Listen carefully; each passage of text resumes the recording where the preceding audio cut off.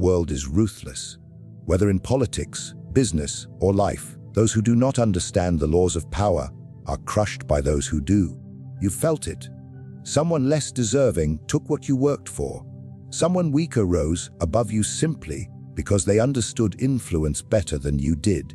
The question is, will you remain blind to these forces, or will you learn the unstoppable laws of power before they are used against you? For centuries, men have sought power, yet most have been destroyed by the very forces they tried to command. Today, we open the forbidden book of hidden laws, the laws that kings, generals, and cunning rulers whispered about in secret. These are the laws that make the weak irrelevant and the strong unstoppable. Welcome to the world of Machiavelli's hidden lessons, where morality bends, truth is an illusion, and only power endures. The first law of power, the one so few dare to understand, is that perception is stronger than truth. Men live not in reality, but in the image of reality they believe to be true. They do not act on facts, but on the shadows that facts cast across their minds. To command them, you must not obsess over truth itself, but over what they think is true. For truth, stripped bare, is fragile and often powerless, but perception, crafted, shaped, and directed, is iron, unyielding, unstoppable. A prince who rules by facts alone will soon be overthrown by the man who rules by appearances. Consider how the world admires the virtuous leader. They praise his honesty, his kindness, and his noble heart. Yet, if that same leader exposes all truth, if he speaks with naked sincerity, he will be devoured by wolves who twist his openness into weakness. It is not necessary to be virtuous, but it is necessary to appear virtuous. Appearances disarm enemies, soothe allies, and inspire the people. What you seem to be becomes more important than what you truly are. This is not hypocrisy, it is survival. In courts and kingdoms, in companies and nations, men hunger not for truth, but for illusions that comfort them. The crowd does not wish to see the machinery behind the curtain. They want the spectacle, the theater, the story that reassures them. So the wise ruler gives them symbols, rituals, and performances that mask reality. He is not enslaved to their admiration, but he uses it as a weapon. For when men admire what they think they see, they stop questioning what they do not. You must understand this: people do not follow the strongest sword. They follow the banner they believe will win. The army rallies not around the man of truth, but the man of image. The merchant trusts not the most honest seller, but the one who looks the most honest. And the people vote not for the ruler who is truly just, but for the one who convinces them he is. This is why perception destroys truth, because men will kill, steal, and sacrifice themselves not for reality, but for the illusion of reality that burns within their hearts. Even history itself is not written by truth, but by perception. Generations remember Caesar not as he was, but as he appeared in the pages of storytellers. Machiavelli himself is remembered as a devil by some, a prophet by others, yet neither perception reflects the total truth. His true face is buried in dust, but his perceived face shapes the world still. If even the past is enslaved by perception, what hope does the present have to resist it? The lesson is simple: truth is weak, perception is eternal. But how does one bend perception to his will? Not by revealing, but by concealing. A ruler must learn the art of disguise, to cloak his intentions in 1,000 masks. Men are simple, they are satisfied with appearances. Few have the patience to pierce the veil. Thus, your words must shine brighter than your deeds. If you must be ruthless, cloak it in justice. If you must betray, cloak it in necessity. If you must strike, cloak it in mercy. Give the people the appearance they desire, while you retain the freedom to act as reality demands. This is not deceit for its own sake. It is strategy, the armor that shields power from the daggers of fools. Consider the lion and the fox. The lion is strong, the fox is cunning. But what men see matters more than what they do not. If you are a lion, but appear as a lamb, your enemies will strike, thinking you weak. If you are a fox, but appear as a noble lion, your enemies will hesitate, fearing your claws. Better to wear the mask of strength than to reveal the vulnerable truth. Better to hold 1,000 illusions in your hand than to expose a single naked fact. For in the end, men do not care whether you are what you claim to be. They care only that you fulfill their belief in you. They demand consistency of perception, not consistency of truth. Once they accept the image you give them, they will defend it even against reality itself. They will lie for you, kill for you, and die for you, not because you deserve it, but because they cannot bear to believe they were deceived. This is the great weapon of perception. It blinds men willingly, until they would rather be destroyed by illusion than saved by truth. And so the wise ruler must master the theater of power, weaving stories, symbols, and gestures that turn men into loyal servants of illusion. He must smile when he wishes to strike, bow when he plans to rise, and give hope when he intends to conquer. For power does not rest in what is, but in what others think is. It is here that the river of fortune begins, and those who fail to shape its waters with perception will be drowned in its flood, which leads us into the next law. The first law of power begins not with what is real, but with what is seen. Men are rarely moved by truth itself. They are swayed by the image of truth that flickers before their eyes. To rule them, to command them, you must accept a cruel reality. Perception outweighs fact. Appearance outweighs substance, and illusion outweighs reality. For truth is naked, fragile, and often inconvenient. But perception, carefully clothed, skillfully designed, relentlessly repeated, becomes immortal. It can outlive facts, silence reason, and dominate memory. Look closely at how men behave. They do not gather all evidence before deciding who to follow.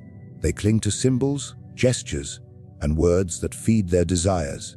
They want to believe their ruler is virtuous, their ally is loyal, their leader is destined. And so, they choose not the man who is most capable, but the one who appears most capable.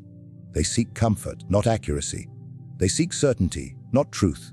And he who knows this, he who crafts perception like a sculptor shaping clay, can command obedience without raising a sword.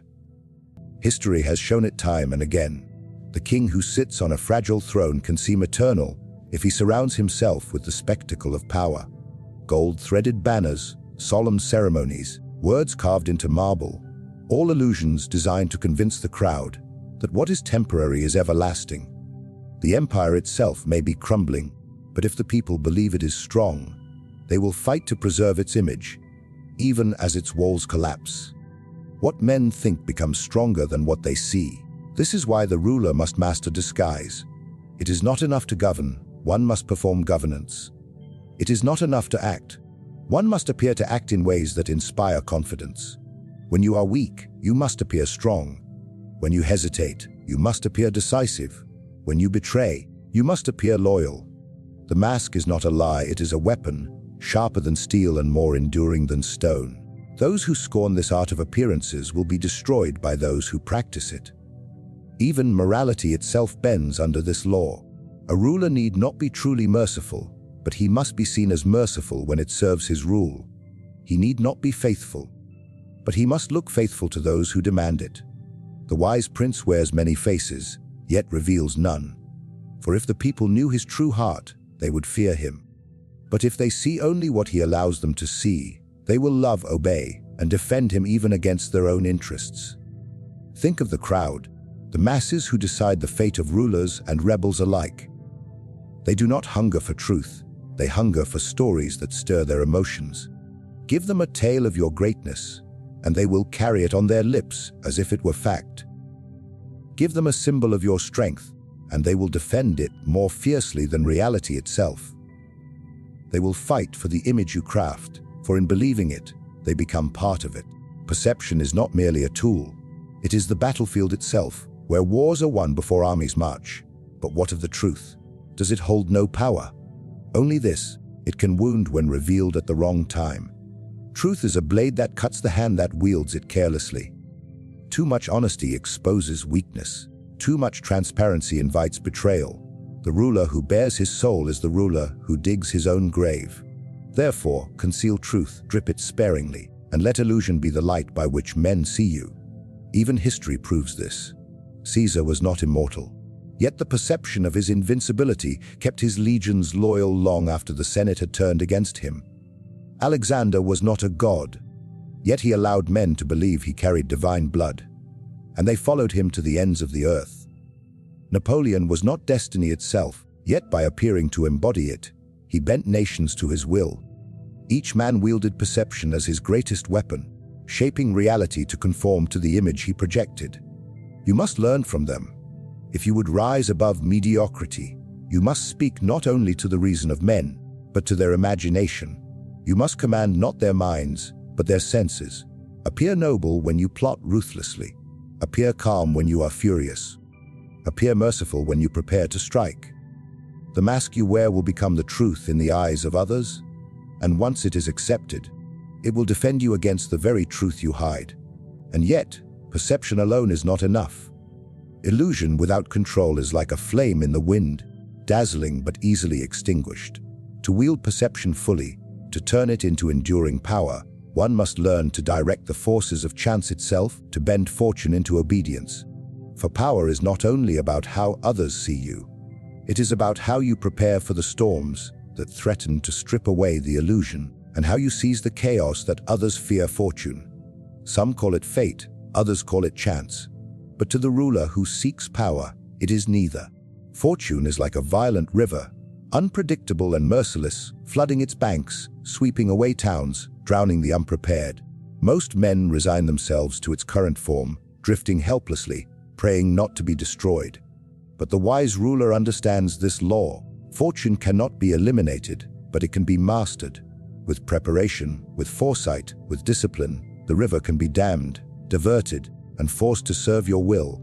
Men excuse their failures by blaming fortune. They say, "I was unlucky," or "the times were against me." Such men are weak, for they hand over their destiny to the hands of chance.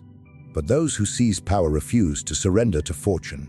They anticipate its floods, they prepare defenses, they turn disaster into opportunity. It is not luck that raises a man above others, but his ability to command fortune when it strikes. For fortune favors not the good, but the bold, not the righteous, but the prepared. Look at the rulers who rise and fall. The unprepared prince, caught in a sudden storm, loses his army, his people, his throne. He curses fortune as if fate itself had betrayed him. But the cunning prince has built walls before the flood, has stored food before the famine, has forged alliances before the betrayal. He sees fortune not as an enemy, but as a force to be tamed. When the flood comes, he channels it to drown his enemies, even as he preserves his own house from ruin. This law demands vigilance. Fortune is always watching, waiting for weakness. The man who rests, who grows complacent, who believes his power eternal, will be destroyed when fortune shifts. But the man who is restless, who sharpens his weapons even in peace, who builds defenses even when safe, will be ready when fortune turns. His preparation transforms disaster into triumph. Where others see chaos, he sees opportunity. Where others see loss, he seizes advantage. There is also another truth: fortune favors those who act with ferocity. She is a woman, wild and untamed, and must be subdued by strength, not courted with hesitation. Men who wait for certainty will wait forever. Men who demand safety will never grasp power. Fortune bends to those who strike boldly, who seize the moment without trembling. The timid are crushed under her weight, while the daring ride her storms to greatness. Consider how kingdoms are won. A cautious man, who hesitates at the moment of decision, will see fortune pass him by. A bold man, who risks everything when the chance presents itself, may conquer what others believed impossible. Fortune opens her gates only for an instant, and she slams them shut for those too slow to enter. Thus, preparation must be matched with audacity. The river can be dammed only by the one who dares to step into its torrent. History proves this law as well. Rome became an empire, not because it waited, but because it seized fortune again and again. Its leaders struck at the right moment, daring where others hesitated, turning uncertainty into empire.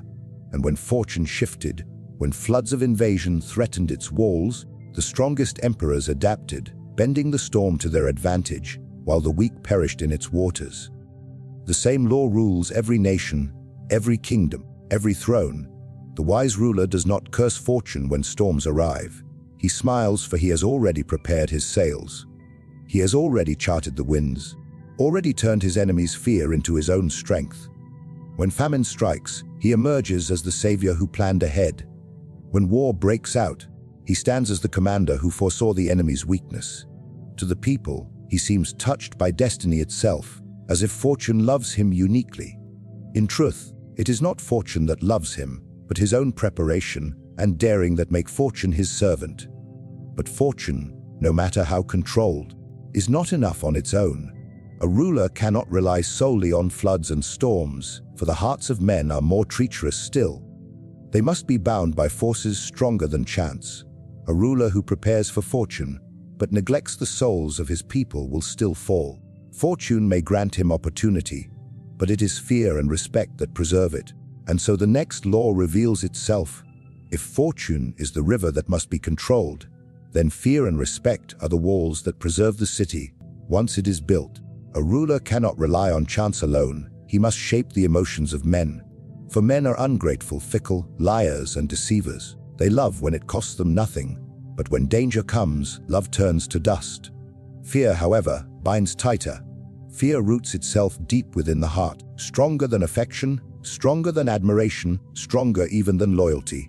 It is better, far safer, to be feared than to be loved, if you cannot be both.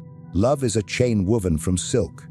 It is beautiful, it glitters in the sunlight, but it snaps with the first strain. Men will swear their love to you when the harvest is good, when their bellies are full, when their lives are comfortable. But love does not withstand the fire. When famine comes, when enemies attack, when the ground shakes, love burns away and leaves you defenseless. Fear, however, is iron. It holds even in the fire. A man who fears you will not betray you, for he knows betrayal costs his life. A man who loves you will betray you if his heart shifts, and hearts always shift. But fear must never decay into hatred. Hatred breeds rebellion. Hatred unites enemies who otherwise would remain divided. The wise ruler must balance fear with respect. He must wield the sword, but sheath it in law. He must strike when necessary, but strike in a way that seems justified, even merciful. Men must fear your punishment, but they must also respect its fairness. Let them say, "Our prince is severe, but he is just." Respect sweetens fear, making it tolerable, making it even admired. For a ruler who is both feared and respected becomes untouchable. History itself confirms this truth. Those princes who sought only to be loved were destroyed. Their people abandoned them when stronger hands appeared. They were remembered as weak, mocked in the ashes of their reign. But those who ruled through fear endured. Their enemies hesitated, their allies remained cautious, their people obeyed. Even when they were hated, they were remembered as powerful. For weakness is forgotten, but fear leaves a legacy carved into the minds of men. Respect is not built through softness but through strength. Men respect what they cannot control. They respect what they cannot corrupt. They respect what they cannot break. A ruler who bends to every demand loses all respect, even if he is loved. A ruler who stands firm, who refuses to be swayed by the shifting winds of opinion, commands both fear and admiration. His people may not embrace him, but they will bow their heads when his name is spoken. And in power, this is worth more than love, worth more than affection, worth more than any passing applause. Do not be deceived by those who say that kindness alone wins hearts. Kindness without strength is mocked. Mercy without power is despised. Men take advantage of those who rely only on goodness, draining them until nothing remains. A ruler who wishes to endure must learn when to be merciful and when to be cruel. Cruelty, when used correctly, prevents greater cruelties. A swift punishment to one prevents betrayal from many. Mercy at the wrong moment, however, invites endless treachery. The prince who spares one traitor today may face 10 tomorrow. Thus, cruelty is not the enemy of power, but its protector. The secret lies in necessity. Never punish for pleasure, never strike without reason. Let every act of severity appear not as personal anger, but as duty, as the preservation of order. Men will fear your justice, but they will also respect it. They will whisper of your iron hand, but they will obey it. And in obedience lies the foundation of all power. For a ruler cannot control fortune without soldiers, cannot bend fate without subjects, cannot master chance without loyalty. And loyalty does not come from love. It comes from the deep roots of fear, anchored by the stone of respect. This law does not change across time. In every kingdom, in every company, in every nation, men obey not because they wish to, but because they must. The leader who commands only affection is swept aside by the leader who commands through necessity. Even in the smallest of groups, the one who asserts authority, the one who tolerates no weakness, becomes the one all others defer to. Love inspires fleeting devotion. Fear creates lasting obedience. Respect gives it endurance. Together, they form a bond unbreakable, one that survives storms, betrayals, and shifting tides. And yet, even fear and respect must bow to a greater truth. For there will come moments when morality itself stands in opposition to survival, when the demands of conscience conflict with the demands of power. At such times, the ruler faces the most dangerous test of all, to choose between appearing virtuous and remaining alive. Here begins the law that few dare to embrace, the law of ruthless necessity. There comes a moment in every ruler's life when all illusions are stripped away, when neither perception nor fortune, neither fear nor respect, can shield him from the brutal demands of survival. It is in these moments that the final law of power is revealed, the law of ruthless necessity. A prince who wishes to endure must learn to do what is required, even when it offends morality, even when it wounds the heart, even when it poisons the soul. For power is not preserved by what men call good, but by what circumstances demand. Men will tell you that honor, virtue, and mercy are the marks of a noble ruler. They will praise your goodness when the world is calm. But when storms rage, when enemies press at your gates, when betrayal festers in your court, those same men will abandon you if you cling to ideals instead of necessity. What they once praised, they will mock as weakness. What they once adored, they will despise as foolishness. And so the ruler must know that survival, not virtue, is the highest law. This does not mean cruelty without cause, nor savagery without purpose. It means that when the existence of your throne, your state, or your people is at stake, you must act beyond the chains of morality. A ruler cannot hesitate when necessity calls for blood. He cannot falter when treachery demands punishment. He cannot cling to promises when circumstances render them dangerous. The prince who hesitates for conscience is the prince who falls, while his enemies, less noble, more ruthless, rise above him. History is filled with examples. Those rulers who bound themselves to ideals collapsed under the weight of reality. They were remembered not for their virtue, but for their failure. Meanwhile, those who placed necessity above morality endured. They crushed rebellions before they grew, betrayed allies before they were betrayed, silenced opposition before it gathered strength. The world may condemn them as ruthless, but it also remembers them as powerful. For history honors success, not virtue. The essence of this law is clarity. You must see the world as it is, not as you wish it to be. Morality is a luxury of the powerless. The strong cannot afford it. A ruler who acts with ruthless necessity may be judged as cruel, but he will keep his crown. A ruler who clings to kindness at all costs may be praised for a time, but he will lose everything he swore to protect. The question is never, what is good? The question is always, what must be done? When treachery threatens, necessity demands elimination. When famine strikes, necessity demands rationing, even if some starve so others may live.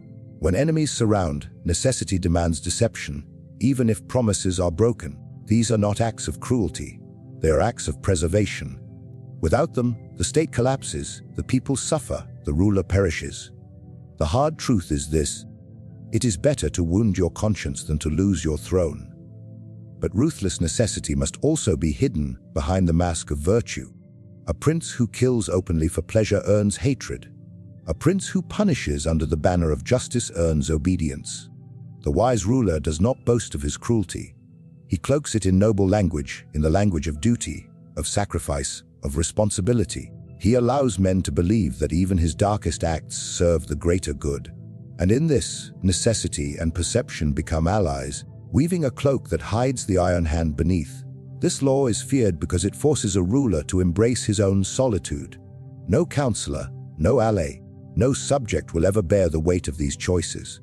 Only the ruler himself must decide when morality must be cast aside. To hesitate is to invite ruin, but to act is to carry the burden of judgment forever. Yet this is the price of power, to do what others cannot, to bear what others will not, to sacrifice innocence for survival. The world does not reward purity. The world rewards endurance. A ruler who survives is justified, no matter what methods he employs. For when he endures, his people endure with him. But a ruler who falls because he refused necessity condemns his people to chaos, his land to conquest, his legacy to oblivion. The harshest act, when demanded by necessity, becomes the most merciful act of all. And yet, even necessity cannot stand alone. For the ruler must not only survive in the present, but ensure his power stretches beyond his own life. Power is not true power unless it outlasts the man who holds it. To understand this, one must look not only at the moment, but at the legacy that follows, the lessons that echo through generations, the laws that do not die with the prince, but live on in the empire he leaves behind. Power is not given. It is taken, shaped, defended, and preserved by those who dare to grasp it. Through perception, you learn that men do not obey reality, but the illusion of reality you place before their eyes. Through fortune, you discover that chance is not a master, but a wild beast to be chained by foresight and boldness. Through fear and respect, you command the hearts of men, binding them with chains stronger than love, chains that endure when loyalty falters. And through ruthless necessity, you step beyond the fragile comfort of morality and seize the strength that survival demands. These are not lessons for the faint of heart. They are the laws that princes, generals, and rulers whispered in chambers where no priest could hear. They are the truths that men deny in public, yet practice in secret. To wield them is to stand above the crowd, untouchable, unshaken, unstoppable. Do not mistake these laws for cruelty, or deception, or tyranny. They are simply the laws of the world as it truly is, stripped of illusions. Those who ignore them are consumed by those who master them. Those who hesitate are ruled by those who act. History remembers not the virtuous, but the victorious. And so, if you seek to endure, if you seek to rise, if you seek to command rather than be commanded, you must take these laws into your own hands. Use them with precision. Wield them with cunning. Live them as armor, as sword, as shield. For in the end, men may love you, they may hate you, they may praise you, they may condemn you. But above all, they will never forget you.